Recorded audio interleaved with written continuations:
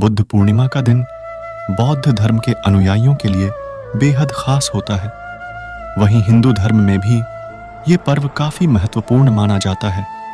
गौतम बुद्ध महानतम आध्यात्मिक गुरुओं में से एक थे। उन्होंने पूरी दुनिया को करुणा और सहिष्णुता के मार्ग पर चलना सिखाया। ऐसे में चलिए जानते हैं भगवान बुद्ध के द्वारा दिए गए कुछ उपदेशों के बारे में। अपने मोक्ष के लिए खुद ही प्रयत्न करें, दूसरों पर निर्भर ना रहें। आपके पास जो कुछ भी है उसे बढ़ा चढ़ाकर मत बताइए और ना ही दूसरों से ईर्ष्या कीजिए। बुराई से बुराई कभी खत्म नहीं होती। घृणा को तो केवल प्रेम द्वारा ही समाप्त किया जा सकता है। यह एक अटूट सत्य है। जैसे मोमबत्ती बिना आग के नहीं जल सकती, मनुष्य भी आध्यात्मिक जीवन के बिना नहीं जी सकता। क्रोध को पाले रखना गर्म कोयले को किसी और पर फेंकने की नीयत से पकड़ लिए रहने के समान है। इसमें आप ही जलते हैं। इंसान की बुराई होनी चाहिए ताकि अच्छाई उसके ऊपर अपनी पवित्रता साबित कर सके। घृणा को घृणा से खत्म नहीं किया जा सकता है, बल्कि इसे प्रेम से ही खत्म किया जा सकता है, जो कि एक प्राकृतिक सत्य है। आप चाहें जितनी किताबें PRH लें, कितने भी अच्छे प्रवचन सुन लें, उनका कोई फायदा नहीं होगा जब तक कि आप उनको अपने जीवन में नहीं अपनाते। जो बीत गया उसमें नहीं उलझना चाहिए और ना ही भविष्य को लेकर ज्यादा चिंतित रहना चाहिए, बल्कि हमें वर्तमान में ही जीना चाहिए। यही खुशी से जीने का रास्ता है। जैसे बिना आग के मोमबत्ती नहीं जल सकती है, ठीक उसी तरह बिना आध्यात्मिक ज्ञान के इंसान नहीं रह सकता है। जीवन में हजारों लड़ाइयां जीतने से अच्छा है कि तुम स्वयं पर विजय प्राप्त कर लो। फिर जीत हमेशा तुम्हारी होगी। इसे तुमसे कोई नहीं छीन सकता। सत्य के मार्ग पर चलते हुए व्यक्ति केवल दो ही गलतियां कर सकता है। पहली, या तो पूरा रास्ता न तय करना, दूसरी या फिर शुरुआत ही न करना। भविष्य के सपनों में मत खो और भूतकाल में मत उलझो।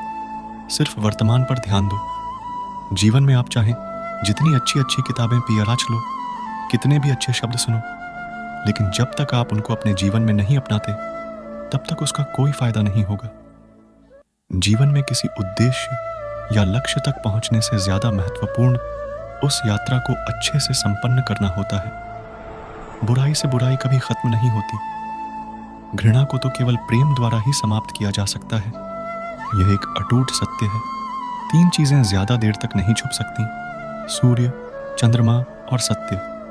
क्रोध को पाले रखना गर्म कोयले को किसी और पर फेंकने की नीयत से पकड़े डाहे रहने के समान है। इसमें आप ही जलते हैं। जैसे मोमबत्ती बिना आग के नहीं जल सकती, मनुष्य भी आध्यात्मिक जीवन के बिना नहीं जी सकता। क्रोध को पाले रखना गर्म कोयले को किसी और पर फेंकने की नीयत से पकड़ लिए रहने के समान है। इसमें आप ही जलते हैं। बौद्ध धर्म का आदर्श वाक्य है, अपदीपो भवः, अर्थात अपना दीपक खुद बनो। जीवन के किसी भी क्षेत्र बढ़ने के लिए स्वयं ही प्रयास करना पड़ रिहाता है। कोई भी तरक्की आसानी से नहीं मिलती। जो लोग संघर्ष करते हैं वही तरक्की को प्राप्त करते हैं, चाहे वह किसी भी क्षेत्र में हो। कुछ लोग कहते कि नाइयों में एकता नहीं है। यह बात केवल भ्रम फैलाने के लिए बोली जाती है।